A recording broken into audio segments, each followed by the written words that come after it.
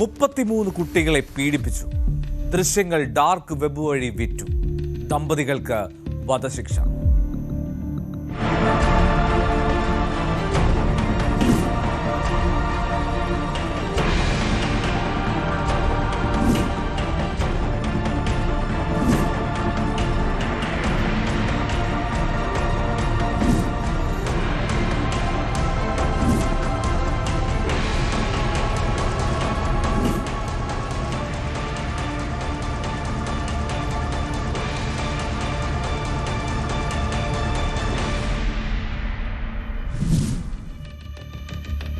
ഉത്തർപ്രദേശിലെ ലക്നൌവിൽ ചിത്രകൂടിൽ നടന്ന സംഭവമാണ് വലിയ തോതിൽ ചർച്ചയായതാണ്. അക്കാലത്ത് 2010, 2020 സമയത്തായിരുന്നു 3 വയസ്സ് മുതൽ 10 വയസ്സ് വരെയുള്ള കുട്ടികളെ ഈ പ്രതികൾ പീഡനത്തിന് ഇരയാക്കിയത്.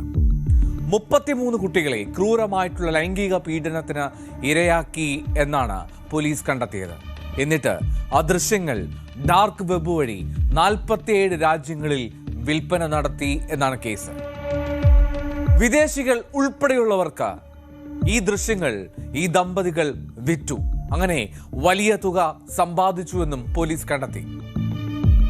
ഉത്തർപ്രദേശ് ബന്തയിലെ ജലസേചന വകുപ്പ് അവിടുത്തെ മുൻ ജൂനിയർ എഞ്ചിനീയർ ആയിരുന്ന രാംഭവൻ, 50 വയസ്സാണ് അയാൾക്ക്. അയാളുടെ ഭാര്യ 47 വയസ്സുള്ള ദുർഗാവതി. ഈ 2 പേരാണ് ഇതിലെ പ്രതികൾ. ഈ 2 പേർക്കുമാണ് ഇപ്പോൾ ബന്തയിലെ പ്രത്യേക പോക്സോ കോടതി വധശിക്ഷ വിധിച്ചിരിക്കുന്നത്. ഏറ്റവും ഒടുവിൽ 6 വർഷം മുമ്പ് നടന്ന സംഭവത്തിലാണ് ഇപ്പോൾ വിധി വന്നത്. 5 വയസ്സ് മുതൽ 16 വയസ്സ് വരെ പ്രായമുള്ള കുട്ടികളെയാണ് ഈ ദമ്പതികൾ ക്രൂരമായി പീഡിപ്പിച്ച ശേഷം ദൃശ്യങ്ങൾ ഡാർക്ക് വെബിലൂടെ വിറ്റത്. അത്യപൂർവങ്ങളിൽ അപൂർവമായിട്ടുള്ള കേസ് എന്നാണ് ഇതിനെ കോടതി വിശേഷിപ്പിച്ച. അത്തരത്തിലാണ് ആ വധശിക്ഷ പ്രഖ്യാപിക്കുകയും ചെയ്തത്. ഈ വധശിക്ഷയ്ക്ക് പുറമെ ഇരകളുടെ കുടുംബത്തിന് കോടതി സാമ്പത്തിക സഹായവും പ്രഖ്യാപിച്ചിട്ടുണ്ട്. അതിജീവിച്ച ഓരോ കുട്ടിക്കും 10 ലക്ഷം രൂപ വീതം നഷ്ടപരിഹാരം നൽകണമെന്ന് ബന്തയിലെ കോടതി സംസ്ഥാന സർക്കാരിനോട് ഉത്തരവിട്ടിട്ടുണ്ട്. ഈ പ്രതികളുടെ വീട്ടിൽ നിന്നും കണ്ടെടുത്ത തുക അത് കൃത്യമായി തുല്യമായി ഇരകൾക്ക് വീതിച്ചു നൽകണമെന്നും കോടതി നിർദ്ദേശം നൽകിയിട്ടുണ്ട്. ഈ ഓൺലൈൻ വീഡിയോ ഗെയിമുകളും പണവും സമ്മാനങ്ങളും ഒക്കെ നൽകി പ്രലോഭിപ്പിച്ചാണ് ഈ രാംഭവൻ എന്ന ജലസേചന വകുപ്പിലെ മുൻ ജൂനിയർ എഞ്ചിനീയർ ഈ കുട്ടികളെ പ്രലോഭിപ്പിച്ചുകൊണ്ടിരുന്നത്. ആ കുട്ടികൾ ഈ വീഡിയോ ഗെയിമിലൊക്കെ പ്രലോഭനത്തിൽ വീണ് ഇദ്ദേഹത്തിൻ്റെ ഒപ്പം ചേരും. പിന്നാലെയാണ് ആ പീഡനം. അയൽപക്കത്തെ മാത്രമല്ല പരിചയക്കാരായിട്ടുള്ള ആളുകളുടെ ഒക്കെ കുട്ടികളാണ് ഈ 33 പേരിൽ പെടുന്നത്. ഇവരെയൊക്കെ ഇത്തരത്തിൽ ക്രൂരമായി പീഡിപ്പിച്ചു. എന്നിട്ട് ദൃശ്യങ്ങൾ പകർത്തും. അതാണ് ഇദ്ദേഹത്തിന്റെ ഭാര്യയുടെയും രീതി. 2020 കേസ് CBI ഏറ്റെടുക്കുന്നത്. 2020 ഒക്ടോബറിൽ CBI സംഘം അങ്ങനെ ദമ്പതികളെ അറസ്റ്റ് ചെയ്തു. പ്രതികളുടെ വീട്ടിൽ നടത്തിയ പരിശോധനയിൽ നിർണായക വിവരങ്ങൾ ലഭിക്കുകയും ചെയ്തു അന്വേഷണ സംഘത്തിന്. അന്ന് 8 ലക്ഷം രൂപ, 12 മൊബൈൽ ഫോണുകൾ, 2 ലാപ്ടോപ്പുകൾ, ഹാർഡ് ഡിസ്ക്, 6 പെൻഡ്രൈവുകൾ എന്നിവയൊക്കെ പരിശോധനയിൽ കണ്ടെത്തുകയും ചെയ്തു. ഇവയിൽ നിന്നുള്ള വൻതോതിലുള്ള അശ്ലീല ദൃശ്യങ്ങളുടെ ഒരു ശേഖരം തന്നെ ഈ ഫോറൻസിക് പരിശോധനയിൽ പിന്നീട് വീണ്ടെടുത്തു. ആദ്യം ഡിലീറ്റ് ചെയ്തിരുന്നു. പക്ഷേ ആ ഫോറൻസിക് പരിശോധനയിൽ ഈ കുട്ടികളുടെ ചൈൽഡ് പോണോഗ്രാഫിക് വീഡിയോസ് ഒരുപാട് കണ്ടെടുത്തു. IPC, പോക്സോ നിയമം, IT ആക്ട് പ്രകാരമൊക്കെ ഈ പ്രതികൾ കുറ്റക്കാരാണെന്ന് അങ്ങനെ കോടതി കണ്ടെത്തുന്ന സാഹചര്യമുണ്ടായി.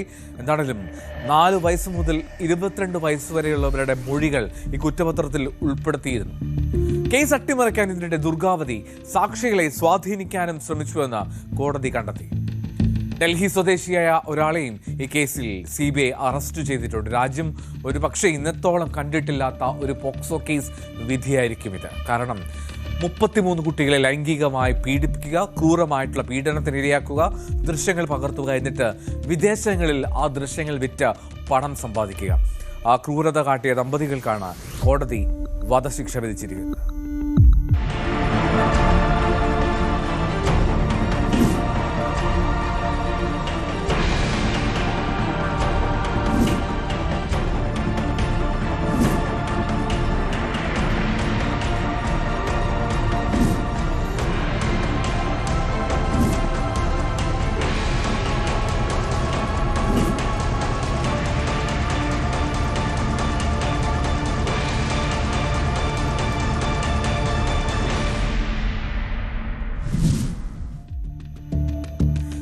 കാവിധരിച്ച കാമഭ്രാന്തനായ പൂജാരി അറസ്റ്റിൽ.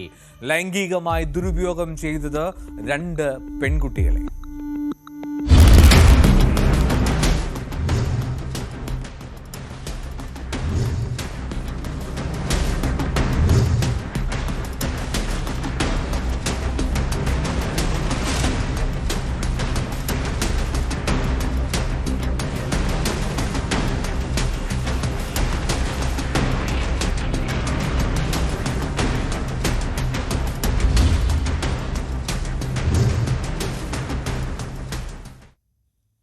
ഹിമാചൽ പ്രദേശിലെ ഹാമിർപൂരിലെ ശ്രീ രാധാകൃഷ്ണ ക്ഷേത്രത്തിലെ പൂജാരിയാണ് അറസ്റ്റിലാവുന്നത്. ഇതര സംസ്ഥാനക്കാരായിട്ടുള്ള തൊഴിലാളികളുടെ മക്കളാണ് ആ 2 പെൺകുട്ടികൾ. ഇവരെ സ്ഥിരമായി ഇയാൾ പീഡനത്തിന് ഇരയാക്കിയിരുന്നു. അങ്ങനെ ഈ പെൺകുട്ടികൾ എന്തോ മാനസികമായിട്ടുള്ള പ്രശ്നങ്ങൾ നേരിടുന്നത് എന്ന് സംശയം തോന്നിയ മാതാപിതാക്കൾ ഇവരെ പിന്തുടർന്ന ശേഷമാണ് ഒടുവിൽ ഈ പൂജാരി ഇവരെ ലൈംഗികമായി ഉപദ്രവിക്കുന്ന കാര്യം അറിയുന്നതും അയാളെ മാതാപിതാക്കൾ തന്നെ കൈയോടെ പിടികൂടുന്നത്. സംഭവത്തെക്കുറിച്ച് അറിഞ്ഞ പോലീസ് ആ ക്ഷേത്രത്തിലെത്തി കുട്ടികളിൽ നിന്നും ഈ മാതാപിതാക്കളിൽ നിന്നുമൊക്കെ മൊഴി രേഖപ്പെടുത്തി. കുട്ടികളുടെ സ്വകാര്യ ഭാഗ്യങ്ങളിൽ ഇയാൾ മുറിവേൽപ്പിച്ചിരുന്നു, പരിക്കേൽപ്പിച്ചിരുന്നു എന്നൊക്കെ ഈ അന്വേഷണത്തിൽ വ്യക്തമായെന്ന് പോലീസ് പറയുന്നു. शिकायत मिली थी कि जो माइग्रेंट लेबरर है उनके बच्चों के साथ किसी ने यौन शोषण किया है, जो सेक्सुअल एक्सप्लॉयटेशन की है.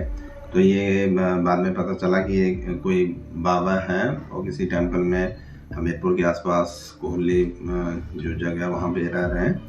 तो इसमें जैसे शिकायत मिली है तो जो एक्यूज्ड है उसको एप्रीहेंड कर लिया, उसको अरेस्ट कर लिया. बाकी बच्चों का जो मेडिकल एग्जामिनेशन और बाकी जो इन्वेस्टिगेशन का प्रोसीजर है उसको फर्दर कैरी आउट कर रहे हैं. और जो भी इसमें रेलेवेंट प्रोविजन है उसमें केस रजिस्टर कर लिया गया है और इसमें हर एंगल से इन्वेस्टिगेशन इसमें जारी है और जो भी फर्दर डिटेल होगी बाद में इसको शेयर कर सकते हैं. अभी इसमें ऐसा कुछ नहीं है, जो बच्चे हैं वो बिल्कुल सेफ एंड साउंड है. तो जो भी शुरू की इन्वेस्टिगेशन है वो की जा रही है. ഈ കുട്ടികൾക്ക് കൃത്യമായിട്ടുള്ള കൗൺസിലിംഗ് ഒക്കെ നൽകുന്നുണ്ട് എന്ന് പോലീസ് വ്യക്തമാക്കുന്നു. അവർ ആരോഗ്യവതികളാണ് എന്നും SP ബൽബീർ സിംഗ് പറയുന്നുണ്ട്. എന്താണെങ്കിലും കൗൺസിലിംഗ് നൽകി പൂർണ്ണമായിട്ട് മാനസികാരോഗ്യം കൂടി വീണ്ടെടുത്ത് നൽകാനുള്ള ശ്രമത്തിലാണ് അധികൃതർ. ഈ ബാബ എന്നാണ് ഇയാളെ ക്ഷേത്രത്തിലെത്തിയിരുന്ന ജനങ്ങൾ വിളിച്ചിരുന്നത്.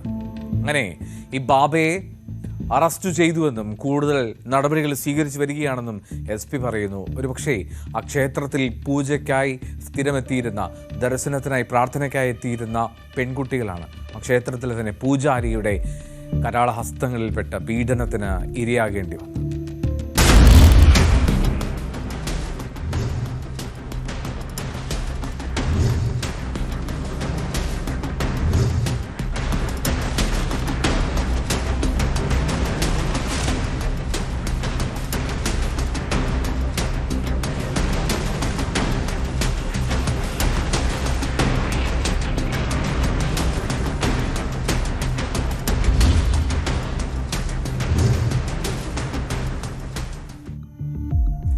ദേശീയപാതകളിൽ ആസൂത്രിത കവർച്ച.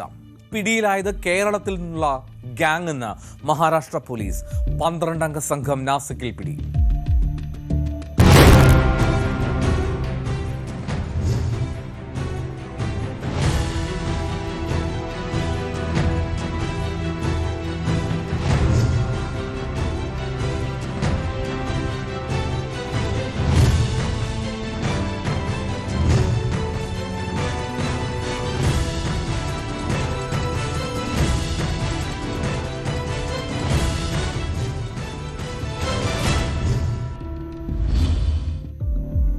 മഹാരാഷ്ട്രയിലെ നാസിക് റൂറൽ പോലീസാണ് ഈ കൊള്ള സംഘത്തെ അറസ്റ്റ് ചെയ്യുന്നത്.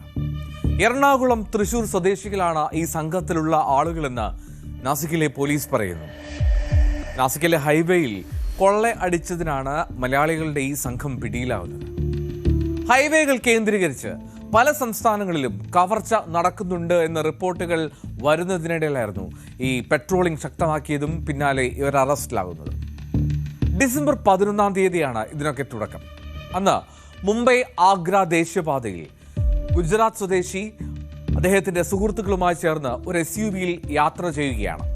ആ യാത്ര ചെയ്യുന്നതിനിടെ ഒരു കവർച്ചാ സംഘമെത്തി വാഹനം തടഞ്ഞ് അതിലുള്ളവരെ ഉപദ്രവിച്ച് അവരിൽ നിന്നും 4 ലക്ഷം രൂപ കവർന്നു. അങ്ങനെ ആ കേസിൽ അന്വേഷണം ആരംഭിച്ചു പോലീസ്. അത് എത്തിയത് ഒരു എറണാകുളം സ്വദേശിയിലേക്കും തൃശൂർ സ്വദേശിയിലേക്കുമാണ് എന്ന് പോലീസ് പറയുന്നു. അങ്ങനെ ആ 2 പേരെ പോലീസ് പിടികൂടുകയാണ്. അവരെ പിടികൂടി ചോദ്യം ചെയ്തതോടുകൂടി കൂടുതൽ പേരുകളിലേക്ക് പോലീസ് എത്തി. ഈ കഴിഞ്ഞ 17-ാം തീയതി നാസിക് പൂനെ ദേശീയപാതയിൽ ആ ഹൈവേയിലാണ് ഈ സംഘത്തെ ഒടുവിൽ പോലീസ് കണ്ടെത്തുന്നത്. കവർച്ചയ്ക്കായുള്ള ആസൂത്രണത്തിനിടെയാണ് ഇവരെ പിടികൂടുന്നതെന്ന് പോലീസ് പറയുന്നു. അവരുടെ കയ്യിൽ നിന്നും പിടിച്ചെടുത്ത കാര്യങ്ങൾ എന്തൊക്കെയെന്നോ? പെപ്പർ സ്പ്രേ ഉണ്ടായിരുന്നു, വാളുകളുണ്ടായിരുന്നു, അരിവാൾ പോലുള്ള ഒരു ആയുധമുണ്ട്, കത്തികളുണ്ട്, ചുറ്റിക, സ്ക്രൂ ഡ്രൈവുകൾ, മുളകുപൊടി, ഇങ്ങനെയൊക്കെ ഈ വാഹനത്തിൽ കൃത്യമായി ആസൂത്രണത്തിനായി അല്ലെങ്കിൽ ആക്രമണത്തിനായി കരുതി വെച്ചിരുന്നു ഈ സംഘം. നിരവധി മൊബൈൽ ഫോണുകളും ക്രെഡിറ്റ് കാർഡുകളും ഇവരിൽ നിന്ന് പിടിച്ചെടുത്തുവെന്നും പോലീസ് പറയുന്നു. ഏതാണ്ട് 20 ലക്ഷം രൂപയുടെ സാധനങ്ങളാണ് ഈ സംഘത്തിന്റെ കയ്യിൽ ഉണ്ടായിരുന്നതെന്നും പോലീസ് ഇപ്പോൾ അത് പിടിച്ചെടുത്തതെന്നും വ്യക്തമാക്കുന്നുണ്ട്. കേരളത്തിലെ രജിസ്ട്രേഷനുള്ള 3 കാറുകളായിരുന്നു. ആ 3 കാറുകളിലായിരുന്നു അവരുടെ സഞ്ചാരം. ഒരു ഹോണ്ട സിറ്റി, ഒരു ടൊയോട്ട എത്തിയോസ്, ഒരു മാരുതി സ്വിഫ്റ്റ്. ഈ 3 കാറുകളും പോലീസിന്റെ പിടിയിലാണ്. പോലീസ് ഇക്കാര്യങ്ങൾ ഉൾപ്പെടെ മാധ്യമങ്ങൾക്ക് മുന്നിൽ ദൃശ്യങ്ങൾ ഉൾപ്പെടെ വ്യക്തമാക്കുകയും ചെയ്തു. म्हणजे इथले 10 लोक आणि केरळमधून आणलेले 2 लोक अशी 12 लोकांना ताब्यात घेण्यामध्ये यश मिळालेलं आहे. एवढी मोठी टोळी आतापर्यंत कधी मिळालेली नाही. त्यातले 2 मिळतात, 3 मिळतात, 4 मिळतात, जास्तीत जास्त 12 लोकांना यामध्ये पकडलेलं आहे. या 12 लोकांच्याकडे 3 गाड्या मिळालेल्या आहेत. 3 वेगवेगळ्या गाड्या, त्याच्यामध्ये स्कॉर्पिओमध्ये नाही त्या 3 गाड्यामध्ये स्प्रे, वेपन आणि इतर सर्व रॉड वगैरे ह्या सगळ्या गोष्टीच्या दरोडा टाकण्यासाठी आवश्यक गोष्टी असतात, त्या सर्व मिळाल्या. म्हणून या 12 लोकांच्या विरोधात सिन्नर पोलीस स्टेशनला एक गुन्हा दाखल केलेला आहे. त्यांच्याकडच्या कार होत्या, त्यामध्ये टोयोटा इटियास, मारुती स्विफ्ट आणि होंडा सिटी अशा 3 वेगवेगळ्या कार त्याच्यामध्ये वापरल्या होत्या. बँकेमध्ये वापरणारे सगळे ATM कार्ड्स आणि इतर किमती मुद्देमाल असा साधारणतः एकूण 19,55,300 रुपयाचा मुद्देमाल हा त्यांच्या ताब्यातून जप्त करण्यात आलेला आहे. എന്നാലും സിന്നർ പോലീസാണ് ഈ സംഘത്തെ അറസ്റ്റ് ചെയ്തത്.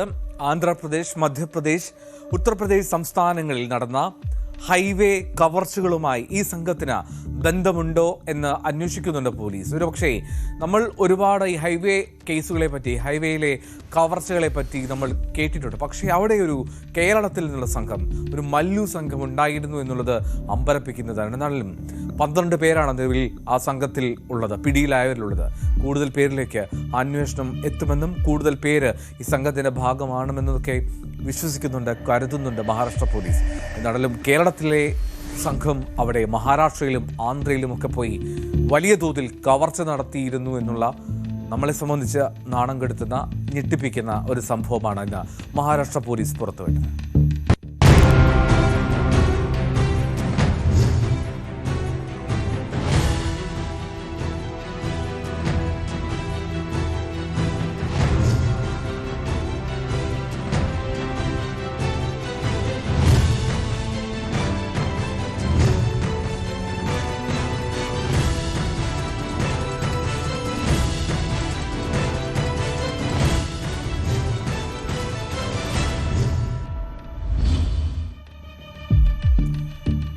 പിഞ്ചു കുഞ്ഞിനെ ശ്വാസം മുട്ടിച്ച് കൊന്ന അമ്മായി.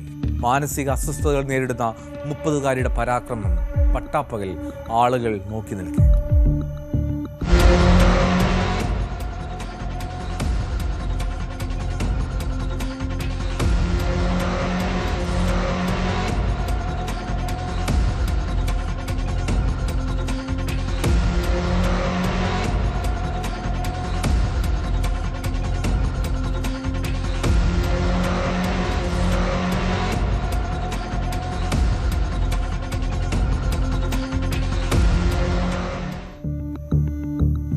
വടക്കു പടിഞ്ഞാറൻ ഡൽഹിയിലെ മുഖർജി നഗർ പ്രദേശത്തെ ഒരു പാർക്കിലാണ് ഈ അതിദാരുണമായിട്ടുള്ള സംഭവം. ആ കുഞ്ഞ് വളരെ പിഞ്ചാണ്, 1 വയസ്സും 9 മാസവും മാത്രമാണ് പ്രായം.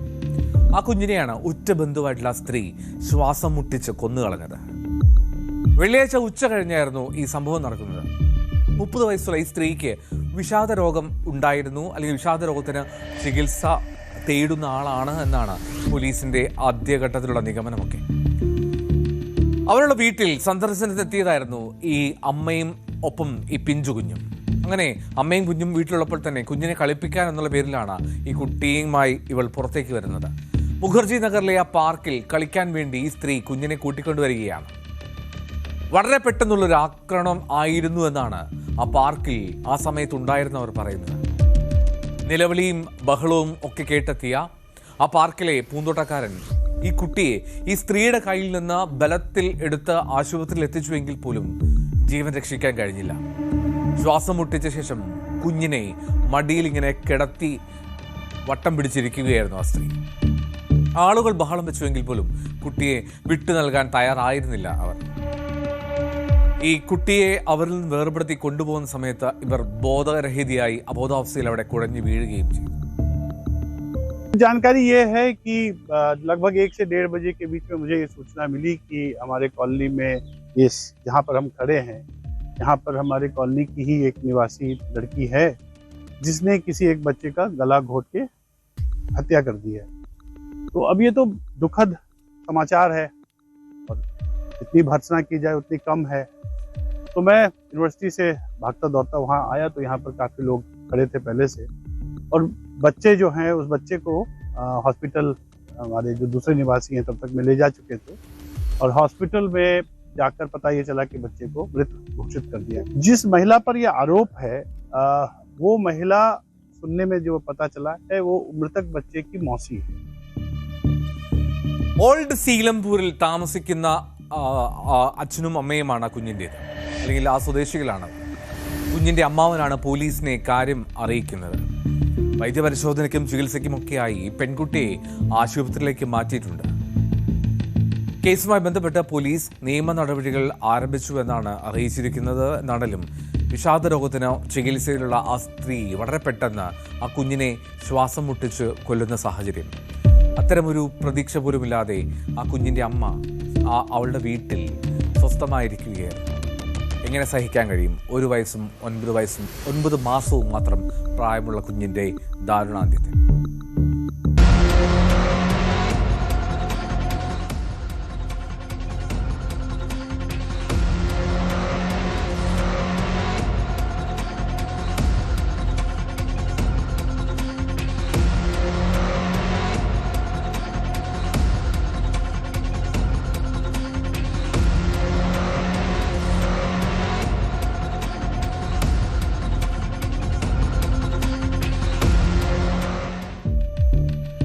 കർണാടകയിലെ നെലമംഗലിൽ കഴിഞ്ഞ ദിവസം ഉണ്ടായ ഒരു കൊലപാതകത്തിൻ്റെ വാർത്തയിലേക്കാണ് 24 ഇനി പോവുക. അതായത് കിടപ്പുരോഗിയായിട്ടുള്ള ഒരു ഭർത്താവിനരികിൽ കുത്തേറ്റ് ഭാര്യ കിടക്കുകയാണ്. ഒന്നും ചെയ്യാൻ കഴിയാതെ അയാളിങ്ങനെ നിസ്സഹായനായി നോക്കി നിൽക്കുന്ന സാഹചര്യം. നമുക്കതിലേക്ക് എത്താം ഇടവേളയ്ക്ക് ശേഷം. ഭർത്താവിൻ്റെ കട്ടിലിൽ കുത്തേറ്റ് വീണ് കിടന്ന വീട്ടമ്മ അനങ്ങാൻ കഴിയാതെ ചോര വാർന്ന് ആ കിടക്കയിൽ നിസ്സഹായൻ. കുത്തിക്കൊലപ്പെടുത്തിയത് അയൽവാസി. മണിക്കൂറുകൾക്കകം പോലീസ് പിടികൂടി.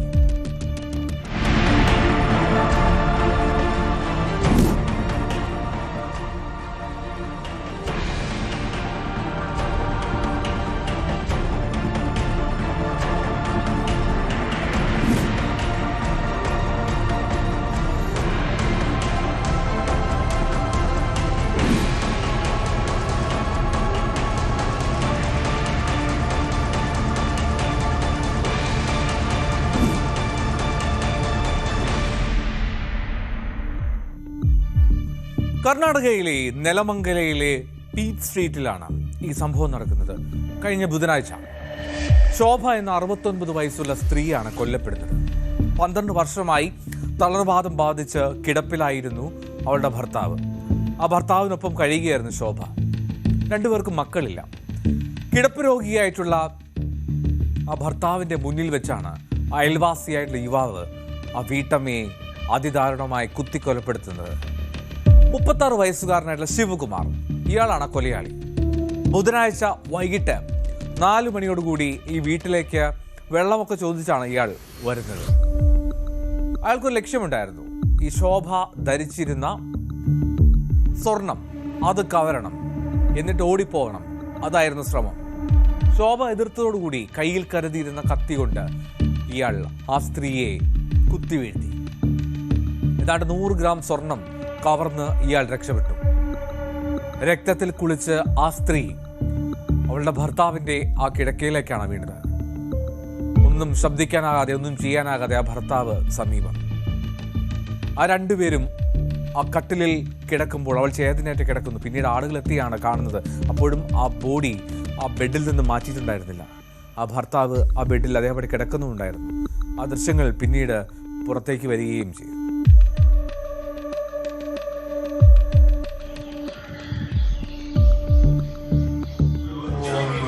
ಸರ್ ಅವ್ರೇನು ಅನ್ಕಾನ್ಷಿಯಸ್ ಇಲ್ಲ, ಅವ್ರೇನು ಹೇಳ ಇದ್ರಲ್ಲ.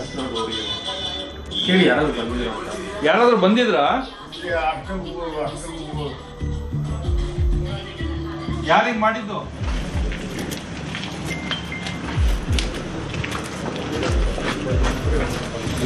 കിടപ്പ് രോഗിയായിട്ടുള്ള ഗൃഹനാഥനെ പരിചരിക്കാൻ വേണ്ടി ഒരു ഫിസിയോതെറാപ്പിസ്റ്റ് പതിവായി വീട്ടിലേക്ക് വരുന്നുണ്ട്. ആ ഫിസിയോതെറാപ്പിസ്റ്റ് എത്തിയപ്പോഴാണ് ഈ കുറ്റകൃത്യം തന്നെ പുറം ലോകം അറിയുന്നത്. അതുവരെ ചോരയിൽ കുതിർന്ന് ആ പാവ മനുഷ്യൻ നിസ്സഹായനായി ആ കട്ടിലിൽ കിടക്കുകയായിരുന്നു. CCTVയുടെ സഹായത്തോടു കൂടി ഏതാണ്ട് 6 മണിക്കൂറിനുള്ളിൽ തന്നെ പോലീസ് ആ പ്രതിയെ പിടികൂടി. മൊത്ത വ്യാപാര കടയുടമയാണ് ഈ പ്രതിയായിട്ടുള്ള ശിവകുമാർ. 8 ലക്ഷം രൂപയുടെ കടമുണ്ട് ഇയാൾക്ക്. അത് വീട്ടാൻ വേണ്ടിയാണ് ഈ സ്വർണം കവരാനുള്ള പദ്ധതി അയാൾ ഇട്ടത്. ശരീരത്തിൽ അണിഞ്ഞിരിക്കുന്ന ആ സ്വർണം കണ്ടുകൊണ്ട് തന്നെയാണ് ഈ വീട്ടമ്മയുടെ അടുക്കളയിലേക്ക് ഇയാൾ ചെല്ലുന്നത്. ദമ്പതികൾ മാത്രമുള്ള ആ വീട്ടിൽ അങ്ങനെ ഇയാൾ വെള്ളം ചോദിച്ചെത്തുകയാണ്. തനിക്ക് ഒരുപാട് കടങ്ങളുണ്ട്, ആ ലോണുകളൊക്കെ തിരിച്ചടക്കാൻ വേണ്ടിയാണ് ഇത്തരത്തിലൊരു പദ്ധതി ഇട്ടതെന്നും പിടിയിലായ ശേഷം പ്രതി പോലീസിന് മൊഴി നൽകുകയും ചെയ്തു. ഇതാണല്ലോ മോഷ്ടിച്ച സ്വർണം പോലീസ് കണ്ടെടുത്തു എന്നുള്ളതാണ്. പക്ഷേ ആ സ്ത്രീയുടെ ജീവൻ നഷ്ടമായി. ഒപ്പം ആ കിടപ്പ് രോഗിയായിട്ടുള്ള ഭർത്താവ്, അയാളെ പരിചരിക്കാൻ പോലും ഇനി ആരുമില്ലാത്ത സാഹചര്യം.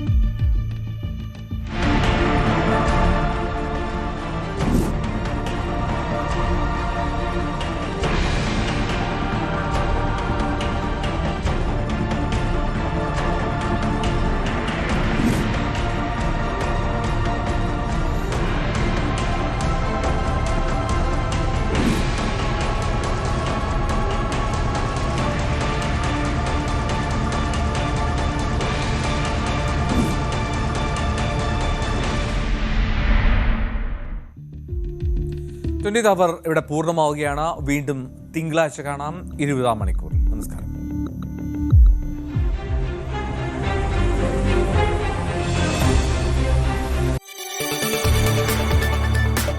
കൂടുതൽ വാർത്തകൾക്ക് News 18 Keralam YouTube channel subscribe ചെയ്യുക.